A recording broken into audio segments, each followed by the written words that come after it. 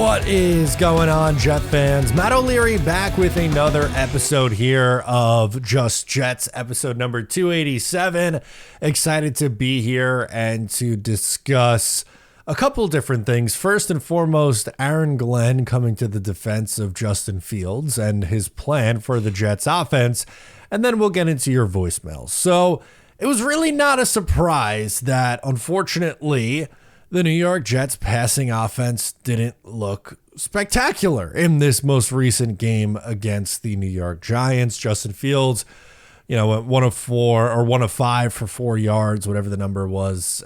It was not nearly as effective as what you would like him to be. And, there's been people who've really ran with that and said it's the worst thing in the world. There's others who've said just, it's completely fine. And, there's, I think, a lot or a majority kind of falling somewhere in the middle. Clearly, in my opinion, you don't want to see your quarterback go for a 1 for 5 in, a couple of drives. But at the same time, the Jets aren't showing everything that they're going to do offensively in these preseason games. The Jets are clearly going to run Justin Fields more in the preseason. And I get it, right? Like you're saying, Matthew, we're talking about the passing offense here. Yes. But how he runs is going to set up the pass, and how the Jets run is going to set up the pass. And, naturally, after practice yesterday, Aaron Glenn was asked about essentially this being a passing league. And are you concerned about Justin Fields being able to get the ball down the field? And my advice, don't tell Aaron Glenn that this is a passing league. Obviously, it's very much a passing league. Is there any concern about your ability to go downfield and whatnot? Who says it's a passing league? Isn't it a passing league? Isn't that kind of... The team that won the Super Bowl, what were they in passing? 29th. Yeah. What were they in running? First. Defense, too, obviously. But... Well, we talked about offense. And then everything is falling down because we throw 6 passes. Then I mean, he's Johnny Unitas when we throw 4 passes. So it bothers me, and I laugh at it quite a bit. But the thing is, I understand it, because that's the noise that happens on the outside. That's how guys can't really listen to. All right, there you have it. Aaron Glenn talking about the noise on the outside. And it is a little ironic, right? Because realistically, there's 3 drives from Justin Fields in the preseason. One was a touchdown drive, obviously very good. The second drive resulted in a punt, and then there was another drive that settled in a field goal. So the Jets have 10 points on 3 drives with Justin Fields leading the offense. Now, again, I want to reiterate, I think some of, not all, but some of the Justin Fields can't throw. This team's going to stink. They'll be lucky to win 4 games. Some of that is overblown. A big chunk of that is overblown. But at the same time, I'm not going to get up here and tell you that I got all the confidence in the world in Justin Fields and he's going to come out and throw for 4,500 yards, something he's never done in the NFL yet to this point. And I was talking with Connor Rogers on my channel earlier in the week. If you missed that interview and conversation, check it out. It was a really good convo with Connor. And we were talking about, like, is this kind of not what you expected with Justin Fields? This is his 3rd team in the last 3 years. And, Chicago decides to move on because that team, was struggling, and they end up getting the number 1 overall pick. And then, in Pittsburgh, for better or for worse, they went with Russell Wilson. And now, he's on the Jets because he hits the market. And there clearly is upside with Justin Fields. The biggest issue and the reason why he hasn't really stuck anywhere yet is because of the inconsistencies of passing. So I don't necessarily fault the reporter for asking the question. Maybe they seem to kind of skew it a little bit negative towards Glenn, and I'm assuming that's what Glenn didn't like. But I also understand where Glenn is coming from here, where he's going, 1 week he looks awesome. Everyone's excited. The Jets are going to win 9 games and be a wild card team. And then the following week, after throwing 5 passes, it's all over and they're a 4-win team. So the variance is very funny from, the media and portions of the fan base.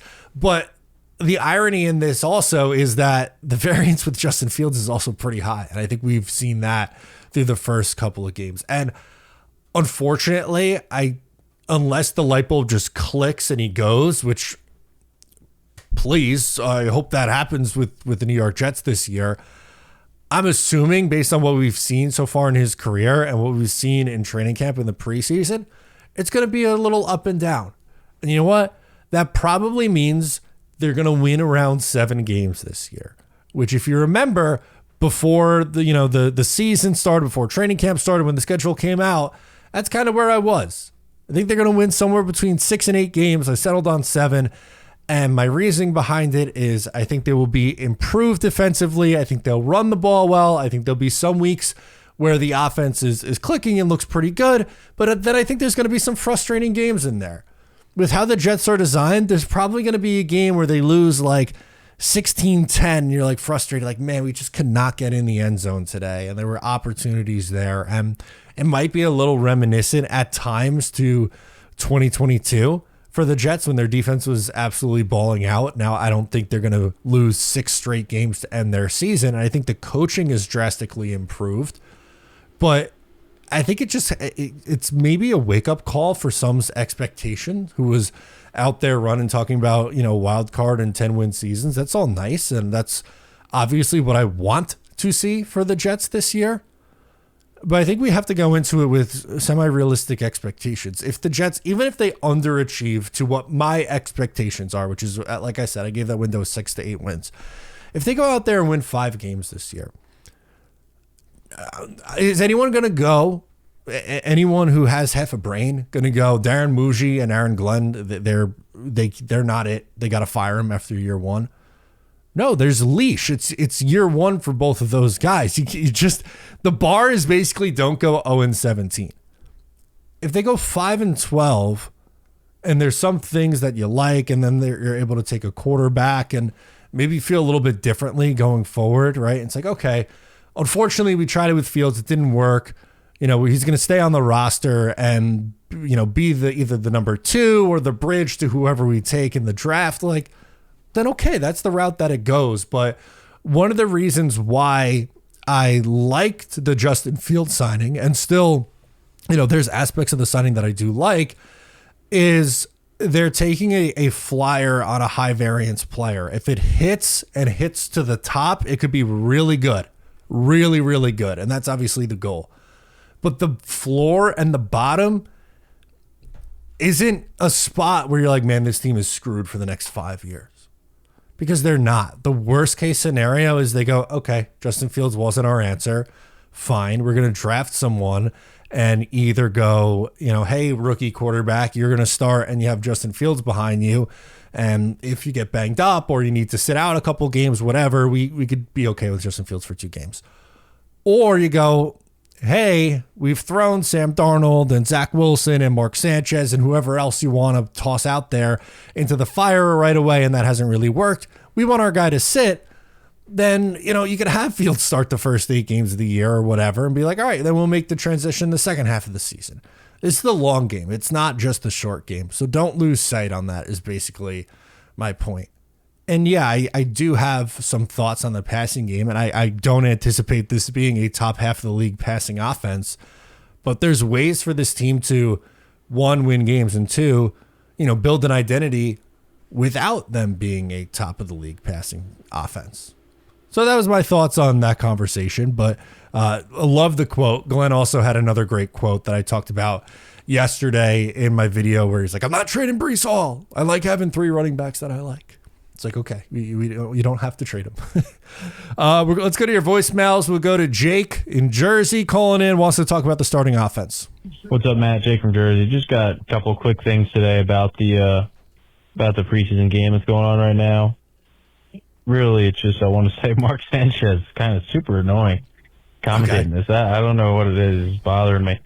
But I would have left the starting offense in for 1 or 2 more drives. I think it would have been nice to see them getting more of a rhythm. I know they were starting to run the ball, but I don't know. I just think I would have let them out a little bit more. But yeah, what do you think about that? How did you think everything went with the starting offense? And yeah, just curious on your thoughts, man. Go Jets. Yeah, absolutely. Thank you so much for the call. I was watching the game on mute. I was live streaming with Anthony Rivardo of Fireside Giants for the game. So I wasn't listening to the broadcast. I don't really love Mark as a broadcaster, which is fine. It's not for everyone. He could obviously improve. He's still relatively young in this. But give me the CBS crew. Not the Spiro Didi's crew, but I kind of miss the old days with Ian Eagle and Jim Nantz with Phil Simms and Greg Gumbel, R.I.P. There was a really good broadcasting crew. I'm thinking 2009, 2010, that era, 2000s Jets, those broadcast teams. I would have put the offense out there for one more drive. I know they got points, but I think with how that drive ended, so third down, slant route to Garrett Wilson or some sort of in-cutting route to Garrett Wilson. Ball's a little bit behind him, and Cordell Flott comes in and is able to make a nice play on the ball. And I don't want to take anything away from Flott. It was a nice play. But the ball was on his back hip pocket, which allowed the defender to get in there and make the play. That's a ball that really should be in front of Garrett Wilson, so he catches it, and his momentum takes him forward and across the first down marker. Drive extends. You have the ball probably somewhere around the 15-yard line, roughly, right? Like, I don't remember off the top of my head exactly where they were on the field, but it would have likely put them in the red zone. And if they score a touchdown, we're talking about a completely different story. But that's a throw where you're like, I would have liked Justin to have that one. And with how he started, I personally would have been like, you know what? One more. Go out there, try to get this right. If it works, end on a high note. If not, then all right, tonight's not your night. We're going to just go a different way.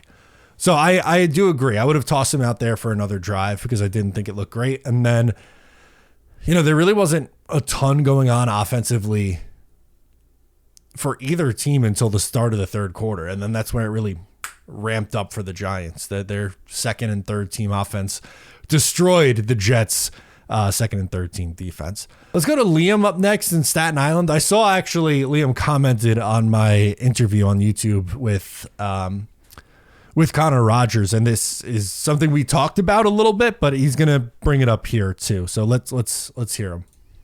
Hey, Matt. Liam from Staten Island here. Game just ended. Rough one, but it's the preseason. It's not, you got to take it all with a grain of salt. The main thing I noticed, I tend to focus on the starting offense. It's great to see some of the third stringers and this and that later in the game and fight to make the team. But, the true important stuff is those first couple of drives. How do the starters play against other starters? The biggest thing I noticed, and I don't know if you noticed it as well, but it seemed like we were running a lot of either RPO concepts or double option sort of things with Fields and a running back. And the Giants recognized it pretty early on that the Jets were not allowing Justin Fields to run with the football. He handed it off every single time. If I'm not mistaken, I believe the only real rush he had was the passing play that broke down where he scrambled for like 6 or 7. But the Giants sold out completely on the handoff. And so my main question is how do you truly evaluate your offense? That's going to be a major part of this offense, obviously. How do you evaluate it if you're not going to let Fields sort of, take the ball sometimes? Yeah, you're risking a hit. You're risking some of these things. And I'd be the first to say, Justin, slide. Don't fight for yards. Don't risk it. But at the same time, how are you supposed to see how the offense truly structures if every single one of your concepts ends up as a handoff? I just don't see how you get a full view of it all, but you tell me what you saw. Other than that, I think nobody really looked great. Our punter looked phenomenal. He was our MVP, which I feel is a typical Jet problem, is our punter is MVP. But other than that, not too bad. We'll move on to next week, and then regular season, we'll see how this team sort of structures themselves. But as always, go Jets, Jets, Jets. Thank you, Liam. I think you kind of answered it a little bit at the end, or at least that's kind of the direction I was going to go, is honestly, you can't. You really can't evaluate the offense right now because they're not doing the things that they're going to do in the regular season. They're keeping it very bland and vanilla. And if the Jets had a quarterback who was, a more traditional pocket passer who's, 3-step drop ball out, then yeah, you probably would have a better idea what the offense would look like. Think, Jared Goff. Right? Like the Jets aren't going to be running, and I brought up Jared Goff as an example because a lot of the staff, Tanner Engstrand, Aaron Glenn, they come from from Detroit, where Jared Goff is. And that offense, they're going to take some things from that, like I think the aggressiveness and the leaning on the run game. But when you have a quarterback like Justin Fields who can move around with his legs and extend plays and do designed runs, things that Jared can't do, well, you're not going to see that in preseason action. One, you don't want to risk the hits, and two, you don't want to give everything away. So it's hard to do an actual evaluation, which I think is kind of the point. And like I was saying in the open, it's not that I'm diminishing anyone who has concerns about the passing offense, because I have my own concerns, but I'm not ready to just completely say, that's it. There's no chance this is going to work. I think we have to see it in actual football games, and we'll have our first test coming up in just a few weeks against the Pittsburgh Steelers. So I'm looking forward to that one. Max in New Jersey. This is Max from home New Jersey. I have two topics to discuss. So my first topic is the Jets vs. Giants recap yesterday. So I think the Jets played sloppy. Justin Fields did not play good. He was 1 out of 5 passing. That is unacceptable. I understand, it's preseason, but, I understand why the Jets fans are overreacting. He can't play like this in the regular season. And then Quentin Skinner had a really nice touchdown grab. Yeah, that was a nice catch. He had a good touchdown. And then my second topic is the 3 players I want to see in the Eagles game. So on offense, I want to see Arian Smith. I want to see him with the ones. And then I want to see more Justin Fields and Mason Taylor. I want them to play at least one quarter to prep them for the regular season. And then for defense, I want to say I want to see Jay Stella, because I remember he played good against the Packers. I want to see a little bit of Andre Sesco, and then I want to see Darius Thomas. What's your thoughts on the players I want to see in the recap and go Jets? Yeah, so based on Glenn's comments, which Max called in before the comments came out, which is totally fine, but with the additional context, Glenn said some starters will play. I don't anticipate Justin Fields being one of those guys. I think maybe, Membu or Fashanu or, maybe some younger players. And I know, look, you can make a strong case that Justin Fields needs the reps, but it doesn't sound like that's the direction that they're gonna go. And as far as the game goes, it was sloppy. I think you nailed it on the head. It was a sloppy performance, and the passing offense needs to be better in the regular season, and they have some work cut out for them. But I think they're going to use this game coming up against Philadelphia as who are the last 10 guys to make this roster. We got to figure that out still. Let's go to Travis up next. Hey, Matt. Travis from Ohio. What's up, dude? Hey, buddy. Remember the last time we didn't love a draft class? Everybody loved Joe Douglas's draft classes, even the Adam Gase COVID year. And that's what we do. We don't invest in all the prospects. We invest in who's the prospects we drafted. And I like our draft class this year. I do. And I liked it all the other years, too. I talked myself into it like we all did. But let's put it in perspective. We're biased. Sure. Because we're stupid Jets fans. Yes. And we're going to hope for the best.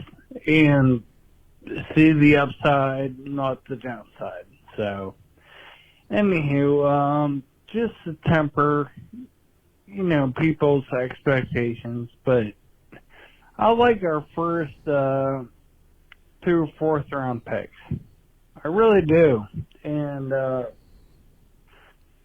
got a bunch of their autographed rookie card, so hopefully it works out. So, anyway, settle down, guys.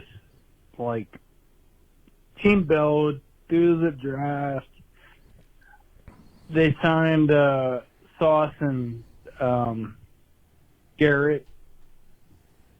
You know, that's how you team build. So, anyway, love ya. Love Mrs. Wilson still, even though traded. But love you, Matt. Bye. Go Jets. So on this most recent draft class, you brought up the 4th rounders, and Arian Smith was a controversial pick at the time, but I want to see him. He's someone who I think it will play. He ran a little bit with the ones in practice yesterday, and we'll see if that happens again, later on when they take the field on Wednesday. Consistency there. Malachi Moore, I don't think looked great against the Giants. And has anyone seen anything from Tyler Barron or Kiko Mauangoa? Those two on day 3 have been very, very, very quiet. But I personally have been very excited about the top 3 guys that they took. AZ Thomas, I think, eventually can start. Mason Taylor, looks like a player. And Armand Membu, I'm excited about next to Elijah Vera Tucker. I think he's going to be good. So even if, let's say, the day 3 picks don't work, and if you get Membu, who's a plus starter, Mason Taylor, who's a plus starter, and AZ Thomas is a number 2 corner, that's a solid draft. And you live with the stuff that doesn't work out. Because, in a draft class where you have 7 guys taken most years, not all 7 are going to hit. It's important to hit on the early ones, and sometimes, you got to find contributors at some level, and I think Arian Smith can be a contributor, and I think Malachi Moore could be a contributor. I have a little bit of doubt on, Mauangoa and Tyler Barron, but it's still early. We don't have to close the book on them just yet. Let's close with Peter from Hudson Valley. Hey, Matt. Hey, it's Peter calling from the beautiful Hudson Valley now on this Monday evening. Figured I'd call back because it looks like the New York Jets have placed Chris Boyd, their special teams ace, coming in with the new regime, on injured reserve. So it sounds like his season is over. Yep. That's being reported on the Jets' own website. That, coupled with the fact that Irv Charles is on the PUP and probably likely to be on the PUP through a good portion of the season right now, I guess the Jets don't really have a special teams ace. Now, I did see your video about the stock up, stock down guys coming out of the game with the Giants on Saturday.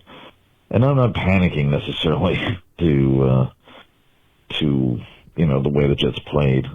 Just as I stated in my original poll, I just don't like these Jekyll and Hyde Jets. Yeah. 1 week really high and play really well against the Packers, and 1 week really low against the Giants. But again, it's a new coaching staff, new players. They've got to work the bugs out. 3 preseason games might not be enough, so we may see this into the regular season.